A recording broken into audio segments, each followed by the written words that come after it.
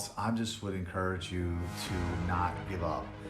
And you know when it's God, like you just know in your gut, like in your heart of hearts, that it's Him, that He told you to do it, that He gave you this vision, this dream, whatever it is. Maybe it's a business, maybe it's a person. And there's just no results. There's just nothing to show, like no signs of it happening at all. Keep going.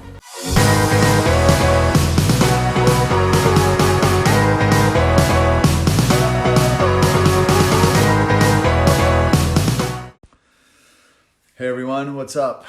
Rob here. Today is Saturday, October 5th. Try to straighten this out a little bit. Anyway, I'm here in Romania. It's about, gosh, I don't even know, 3 o'clock my time probably. You guys are 7 hours behind me if you're watching from the East Coast. But wanted to do a vlog. It's been a couple weeks since I made one, and I had lots to talk about. So I am back from Mount Athos. Was there in Greece. It's a peninsula. It's actually not an island. I thought it was an island, but it's a peninsula in Greece, and it's they call it the Holy Mountain. It's inhabited by monks. That's pretty much the only people that live there. There's a bunch of monasteries, sketis, which are like little monasteries. And, it's kind of like the capital of the Orthodox Church worldwide. So I was given an opportunity to visit there, and I thought, you know what? Yeah, I'm going to say yes, because I'm not sure, if I'll ever be given the opportunity to go there again, and, maybe what I'm supposed to learn, or maybe who I'm supposed to meet, or what I'm supposed to experience. So it was cool. It was definitely something different than I've ever done before. Completely a whole different world over there. It was challenging, for sure. I'm actually going to post a video probably with all the footage that I took. I'll probably post that like either tomorrow or Monday, just to show everybody, what it was like. But, being there and not being Orthodox, number one, was challenging because everyone was Orthodox. Very few people spoke English. I only met a couple people. I only met like 3 Americans the whole week that I was there. But also just lots of hiking. Like we did a lot of hiking like I've never done before, like up and down, like real mountains. And that was challenging. And it was also just challenging for me to not have a cell phone or Wi-Fi for a week. No television, no real distractions of any kind, just a lot of time to think and, pray and read and sleep. And but it was good. I feel like I got a lot of clarity on some things that I'm working on, and I'm excited to be back.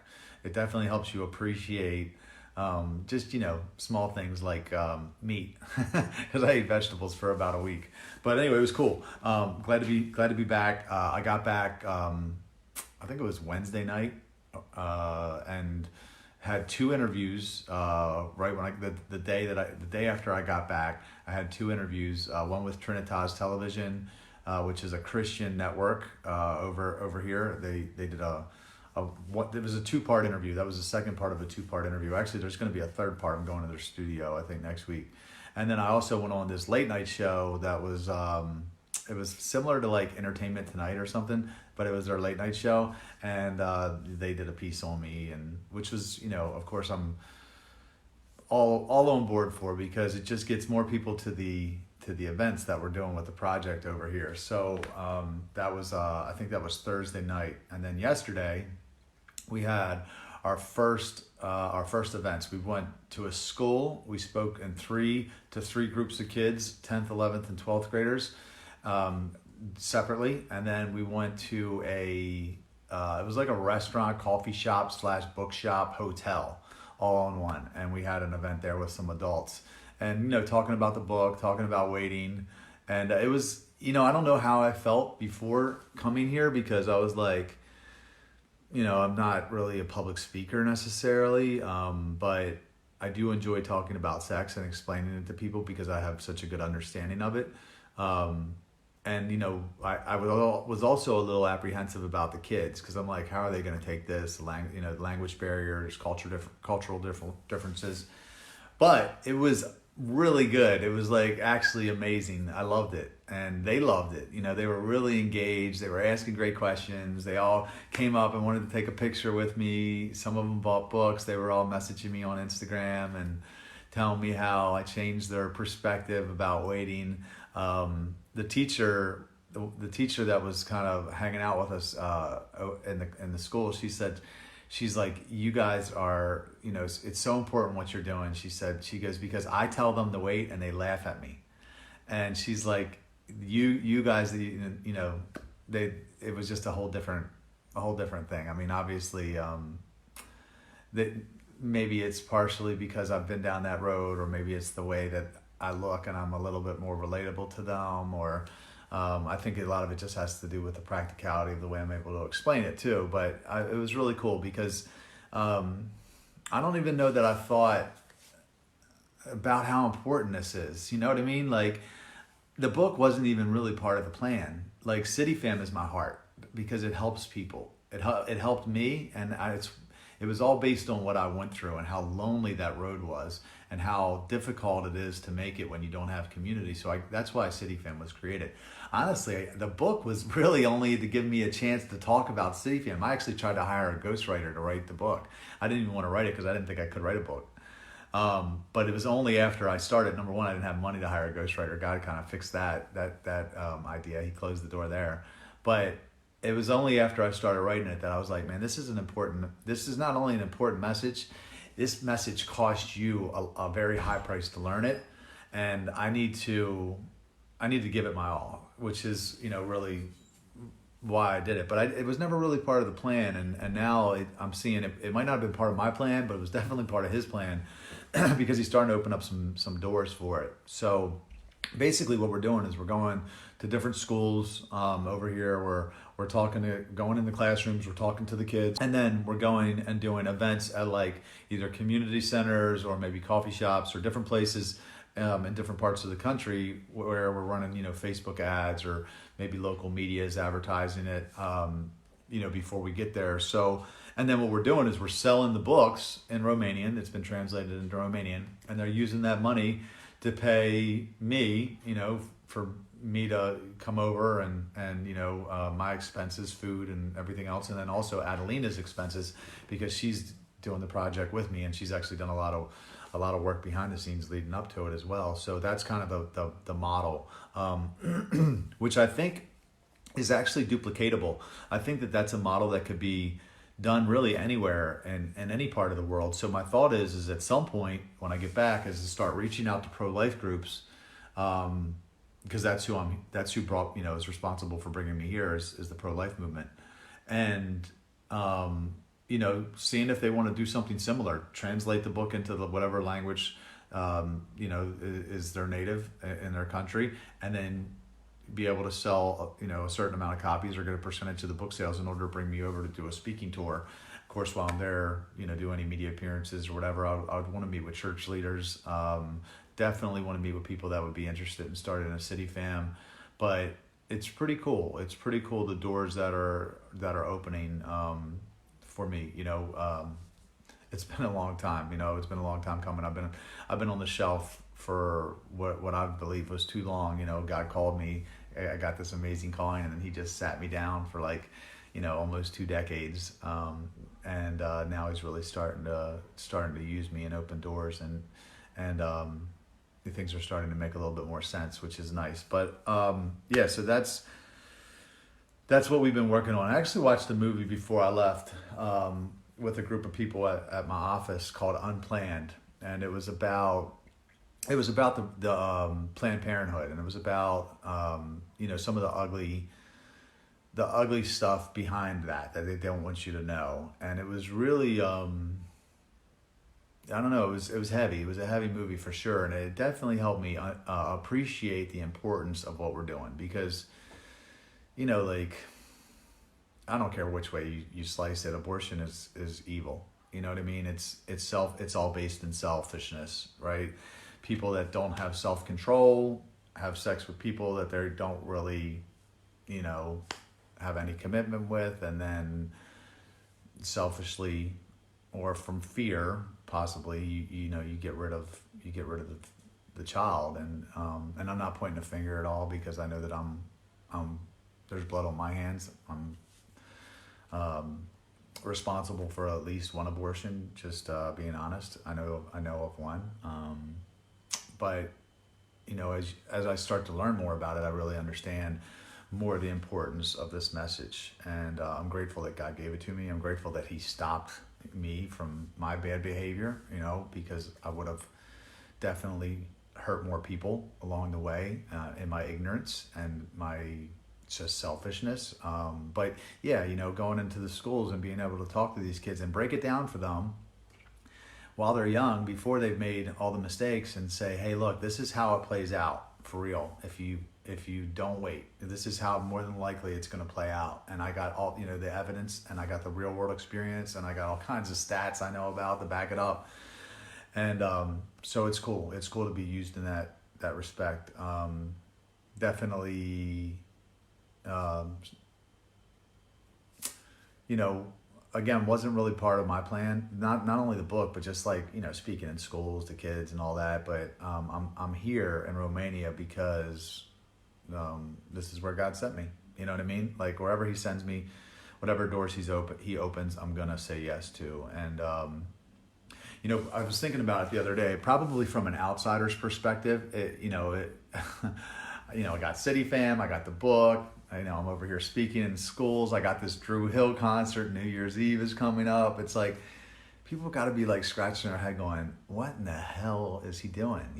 And for me, it might not make sense to people, but my goal is impact. That's it. I just want to impact as many people as possible while I'm here, with the time that I have left here. And for me, it's all related. It might not look like it's related, but with the Drew Hill show, I'm tying in blessing bags for City Fam, and we're gonna use that event to make our blessing bags event bigger. And then, New Year's Eve, we always use it to promote MLK. So it's, for me, everything ties in. It might not look like it makes sense to people, but to me, it makes perfect sense. So, it's cool. I enjoy it. I'm really I feel like I'm, flexing my self-expression, if you will. I'm able to really be who I was truly meant to be, because these are the things that I'm interested in, I'm not trying to be in anyone's box, I'm just trying to be my unique self and do what I think is cool and fun, and let God use it however he wants to, if that makes sense. But anyway, so speaking of the Drew Hill show, December 7th at the Horseshoe Casino. I'm really excited. I was a pretty big Drew Hill fan. I wasn't a huge Drew Hill fan, but I did like their popular stuff. I like Cisco, and it'll be cool to do that and see some friends come out. And I don't know, it's just, for me, music was always part of the vision that I had for my life, because I feel like music has the power to really change the way people think. It has the power to change culture a little bit. And that's what I'm really interested in. So I've always had some interest in music. So for me to stick my toe in that scene is for me very exciting. So anyway, tickets are selling pretty quickly. If you want one, you can go to Drew Hill, December 19, 12/19, .eventbrite.com, or I think you can look on the City Fam website, and the event will be there. So I'm actually giving a percentage. The concert is mine, but I'm giving a percentage of it to City Fam for a sponsorship. Giving them a sponsorship in exchange for some advertising. So anyway, that's it. New Year's Eve is coming up. The Enchanted Forest is the theme. We'll be back at the BWI Hilton. Blessing Bags is also in December, which is the 14th, and that's going to be at the Horseshoe Casino. We're going to actually be assembling all these bags to give away to the homeless leading up to Christmas, full of toiletries, socks, shaving cream, toothpaste, toothbrushes, razors, and then we'll give them back to the volunteers, and the volunteers are actually going to be able to go out and give them away, whether they want to go to the shelters or just the people that they come across at the red lights or whatever. But it's going to be really cool. It's our third year, I think, that we're doing it. And you can find more information about that on cityfam.com. I also want to give a shout out to the home team. You guys have been killing it. I've been getting a lot of messages about all the progress that's being made back in Baltimore with Nicole Richard taking over the executive director role of CityFam, which I'm very pumped about. Jenny, obviously, she holds it down in every respect. Cassie, Gabe, Donna, Kim Spriggs, Corliss, Willis, everybody back home. I know I probably missed some people. Ben, thank you for holding it down and everything that you're doing back there to affect change, not only in Baltimore, but in other cities. We have obviously Houston is killing it, and Dallas has groups meeting. Montreal, London now has a group meeting. I think San Antonio may be starting to meet. I'm not sure, but yeah, I mean, what you're seeing, if you're watching it from an outsider's perspective, is the beginning of a movement. Like God is definitely doing something really unique, and it's only going to get bigger and better as we walk forward. So if you're watching this and you're not in the Baltimore area, first off, if you're in the Baltimore area, get involved in CityFam. I mean, it's right in your backyard. Like if you're watching my videos and you're not involved, I mean, come on. But if you're in other parts of the world and you're like, man, I need something like this. I want something like this in my life. Reach out to me. I'll connect you with the right people. We're working out a turnkey process for people to get started. And it's really just about having a group of people to do life together, having things to do, people to do them with, as you become the best version of yourself, because it's really hard to do it alone, and if you don't have community, it's damn near impossible. So I put up a post, I don't know, a couple days ago, and I was thinking about it, and I was like, 6 months ago, I didn't have a vehicle. I didn't own a car. I was borrowing a car. I'd been borrowing a car for about 2 years, different people. And I didn't have, CityFam Houston didn't exist. Didn't have an executive director for CityFam to run it. It was me, and I wasn't doing that great of a job of it, to be honest. And I didn't have the book translated into another language. Now I have all those things. I didn't even actually have a plan for making money. I had no idea how I was going to make money. I'm committed to never getting paid from CityFam. It's my passion project. I don't want to ever take money from it. And I didn't really have any financial plan, and now I have most of those things. I have just about all of those things. But what I did have, I said, was I had a really bad bout of depression and disillusionment, because I worked really, really hard as a human can possibly work, for several years, and I wasn't seeing the results to show for it. And then on top of that, not having the plan for making money made me think, man, I don't even see an end in sight to this,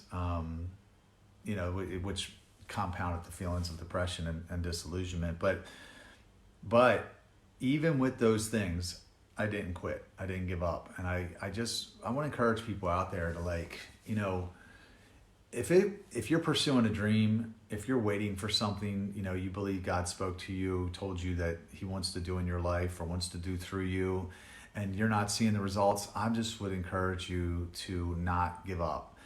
And when it's God, like you just know in your gut, like in your heart of hearts, that it's him, that he told you to do it, that he gave you this vision, his dream, whatever it is. Maybe it's a business, maybe it's a person.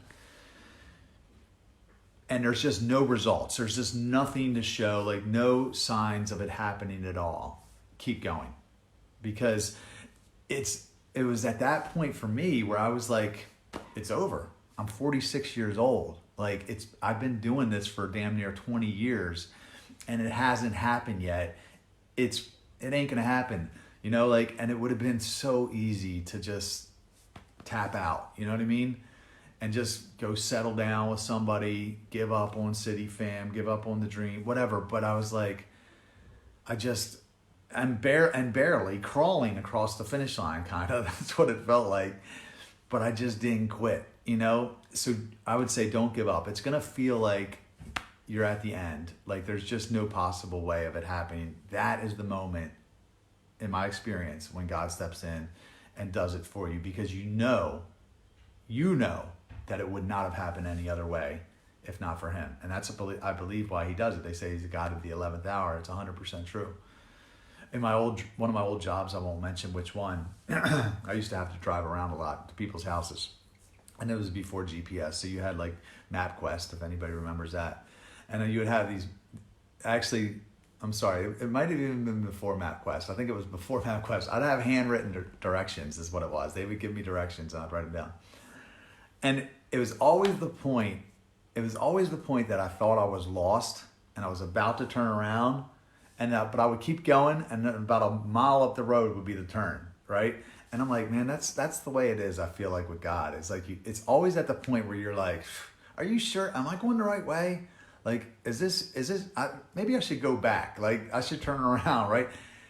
Go another mile, right? Because that's where the breakthrough happens. It's like checkpoints. I'm actually going to make a video about this. It's like checkpoints that you have to get to where you're here. You want to be like maybe way over here. You have to go here, and then something happens at that point, at that checkpoint, where you get like a download of information, or you meet a person, or you get some clarity on something that you didn't see before, and then you're able to go to the next checkpoint. Now the thing is you got to get to the next checkpoint, and along the way there's going to be all kinds of temptations and different things that are going to try to derail you from getting to that checkpoint. There's going to be, your own faith might waver, and you go, really, am I sure? Is this definitely the way, God? And you'll be tempted to not make it to that point. But if you make it to that point, something happens, boom, you get a breakthrough, and then you get what you need to go to the next place. So I don't know, that's just what I've experienced in my walk, and I don't know, I wanted to share it. But I think I'm going to do No Sex November again. Last year, if y'all remember, I did a challenge where I encouraged people to, it was no sex, no porn, no masturbation for a month. And we did it last year. We did it really last minute, announced it. We had people jump on, hashtag, and it was good. But this time I want to make it bigger. And I really want to encourage people to do it because there is such power in it. Like, it's super difficult, and I'm not perfect. Listen, I mean, I've avoided some big mistakes. I've also made some big mistakes. But when you're able to take that sexual energy and harness it and rechannel it, you can just get so much shit done with it. And you can get, like, what do you want most, right? What do you want? Do you have a vision? Maybe you want to create a business? Maybe you want to write a book? Maybe there's something that you really want that's been a burning desire, and you can take that sexual energy and you can put it into that. And that's how I, built City Fam and wrote the book. And, a lot of the things I'm doing is through sex transmutation. You can look it up. It's a pretty famous principle.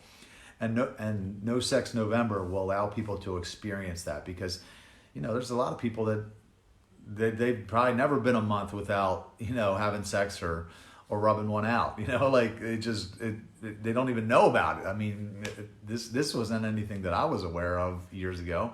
So I'm going to do that again. No Sex November. We're going to ramp up for that here soon. I think that's it. So that's it. Keep me in prayer. I'm here in Romania till almost the end of the month, October 22nd. I think I fly out. When I get back, I'm going to be going to 3 of Stefan Speaks' events in Philadelphia, Pittsburgh, and Washington, D.C., kind of like the opening act, if you will, for him, and be talking about sex, be talking about the book. Definitely, if you're in those cities and you want to know more about City Fam, shoot me a message. I would love to meet up with you before the event and just talk about possibilities and introduce you to anyone else that might be living in your area. That's it, guys. I'll see you later. Bye.